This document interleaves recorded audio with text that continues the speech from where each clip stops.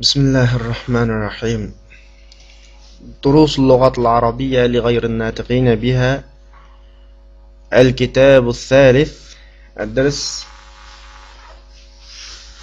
21.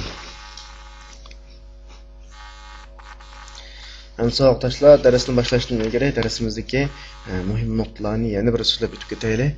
Endi bugungi dersimizde Abdur bizga şu infa'ala yanfa'ilu babını öğretmekçi.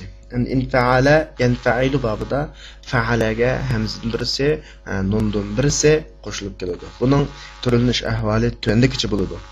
Infa'ala mazi, yanfa'ilu mudari, infa'alun masdar, منفعل اسم فاعل، منفعل اسم مفعول، لم ينفعل فعل جهاد، لا ينفعل فعل نفي، انفعل buyruq fe'l، liyanfa'il üçüncü şəxs buyruq fe'l، la tanfa'il bulutsuz buyruq fe'l. Ondan keyin bunun o'xshashlar ism zaman, ism makan, maf'ullan bir shaklda keladi. Endi bu birinci nokta, yani bu dersimizdeki ikinci, üçüncü mashqlar qaralsa bo'ladi. Endi ikinci nokta şu infa'ala babının ma'nisi xuddi tafa'ala fa'ala babınınki mutava'a, agashma, ta'sir qabul qiladigan bob bo'lgandek, bu mu fa'alaninki nimasi bo'ladi? Ta'sirini qabul qiladigan, ta'sirini tafa'ala fa'alaning ta'sirini qabul qilgandek, fa'al infa'ala fa'alaning ta'sirini qabul qiladigan agashma fe'l bo'ladi. Masalan, fatahtul ba, eshikni ochdim, fanfataha, eshitib ketdi. Fataha, fanfataha. Kasartu, sundurdim, fankasara, sunib ketdi degandek ma'noda. Bu mazmunlar ma'nosini shunday tushunsak bo'ladi. Masalan, sharikatni qabul qilgan. Bu mazmun 4-5 mashq qaralsa bo'ladi. Ondan keyin ifta'ala babiga istifhamning hamzasi kelib qolsa, masalan, infa'ala babiga istifhamning hamzasi kelib qolsa, infa'ala bo'landi. Ikki hamza kelib qolgan o'rinda ikkinchi, ya'ni zir o'qilgan hamzani tashlab o'tib, anfa'ala deb ishlatamiz. Masalan, inkasara sujaj, aynak sunib ketdi. Endi buni aynak sunib ketdimi deb ishlatmoqchi bo'lsak, inkasara sujaj desak, inkasara ikki hamza bo'lib qoldi-ku, ikkinchi hamzani tashlab nima desak bo'ladi? Ankasara sujaj desak bo'ladi. Mush nuqtaga diqqat qilsak bo'ladi.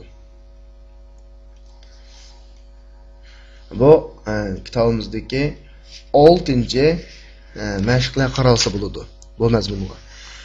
Undan keyingi mazmun. Endi bizning hozirgi tekstimizda Yawma mata İbrahim deb qurildi. Inkasafat shams yawma mata İbrahim. İbrahim o'lib ketgan kuni esa quyosh tutilib qoldi. Bu yerda yawma bilan mataning munosabatiga kelsak, bu yerdagi yawm mudaf, mata nim bo'ladi? Muzof ilayhi. Yawm jumlaga muzof bo'lgan bo'ladi.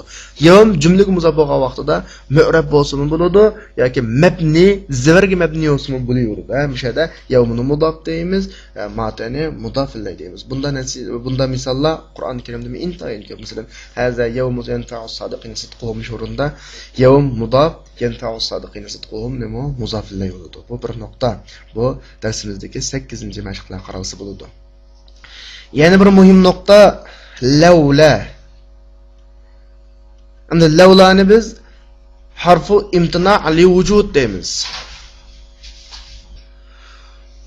Yani lavla odatda ma'lum bir ish yuz berganlik uchun, yani ma'lum bir ishninki yuz berishdan saqlanib qolganlikni ifodalashga keladi. Yani demakchi o'g'ini lavladan keyin shart ve javobdan iborat ikki jumla keladi. Shart maydonga kelganligi uchun javob jumlaning mazmuni maydonga kelmadi deganni ifodalaydi. Masalan, lavlal havo lahalakan nas. Agar havo bo'lmagan bo'lsa, kishilar halok bo'ldi. Birinchi shart jumla havo. Havo bo'lish. Havo bo'lganligi uchun javob jumladan iborat kishilarning halok bo'lishi cheklanib qilib, halok bo'lmadi degan ma'noda keladi. Ondan keyin ahvol shu lavladan keyin keladigan ma'noni ahvoli. Endi lavladan keyin kelib qolgan ism masalasi bayatimiz lavla al havo degan al havo nilam lavlaninki shart jumlasida o'qishimda ama lavladan keyin tushgan ism xabar tashlangan mubtadagi havoninki xabar tashlangan lavla al havo mavjudun degandek ma'no tushunsak bo'ladi.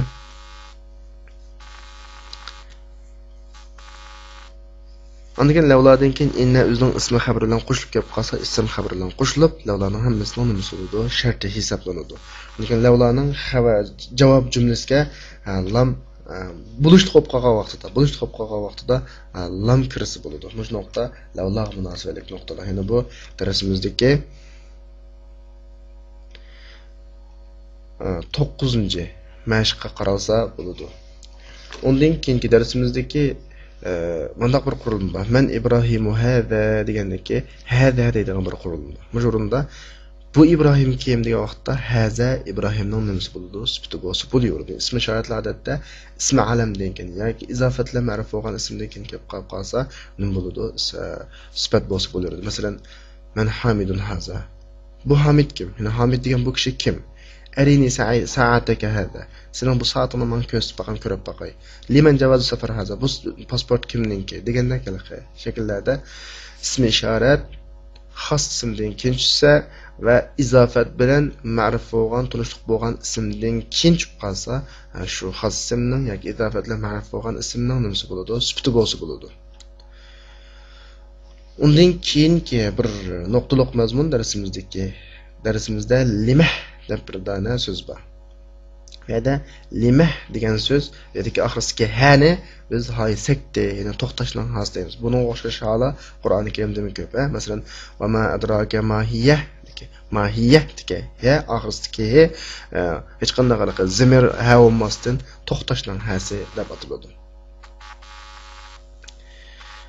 Undan keyin darsimizda inna shamsa wal qamara ayatani degan jumlada la yankasifani deb aytiladi. La yankasifani ikkilik fe'l, ya'ni ikkilik qoida. Ne qoida desa bu oy bilan quyosh la yankasifani degan domir oy bilan quyoshga qoidadi. Endi oy bilan quyosh ash-shamsi muannas, al-qamar muzakkar, ammo fe'l muzakkar shaklda keldi.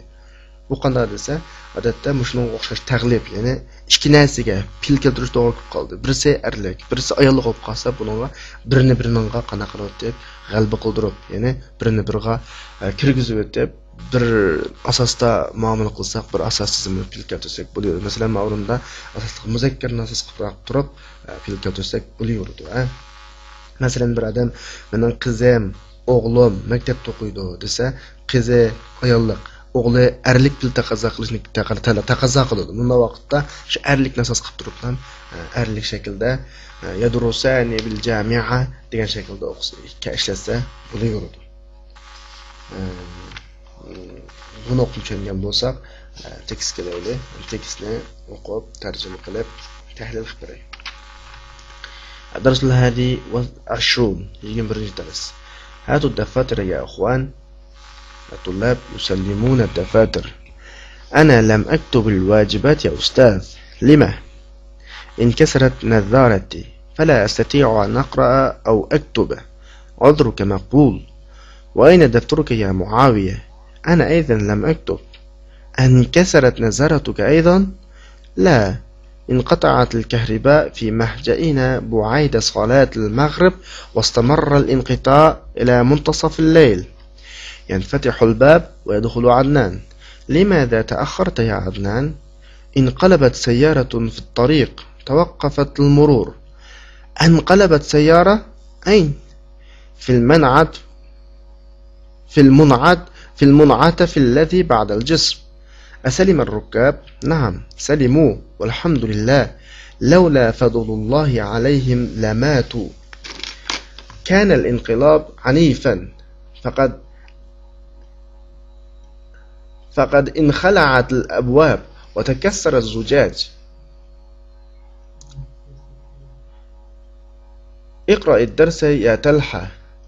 انكسفت الشمس يوم مات إبراهيم، فقال الناس انكسفت لموت إبراهيم، فقال رسول الله صلى الله عليه وسلم إن الشمس والقمر آيتان من آيات الله لا ينكسفان لموت أحد ولا لحياته فإذا رأيتموهما فادعوا الله وصلوا حتى ينجلي رواه البخاري.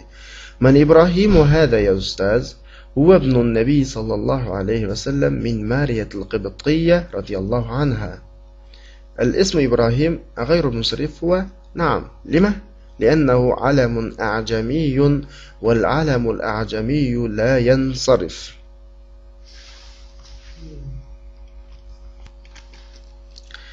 Qarindoshlar, daftaringlarni olib kelinglar. Abdulloh yusallimuna ad-daftar o'quvchilar daftarlarini topshiryotdi. Ana lam aktubul vajibat ya ustaz. Ustoz, men topshiriqni yozmadim. Lima? Nimishqa? Meniki lima deki hay sakti, ya'ni to'xtashning hasi hech qanday ma'nosi yo'q. Inkasarat nazarati, ko'zaynikim sunib ketdi.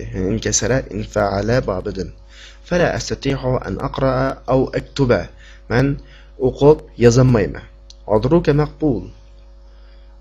O'zringizni, ya'ni sababingizni qabul qilishga bo'ladi. Va ayni daftaruka ya Muaviya. Muaviya, sening daftaring qani? Ana aydan lam aktub. Menmo yozmadim. An kasarat nazaratuka aydan. Sening ko'zayniking sunib ketdimi? Ma'runda an kasarat asli in kasarata ikkinchi hamza tushib ketgan. Shunga an kasarat deb o'qiymiz. لا انقطعت الكهرباء في مهجعنا بعد صلاة المغرب واستمر الانقطاع إلى منتصف الليل.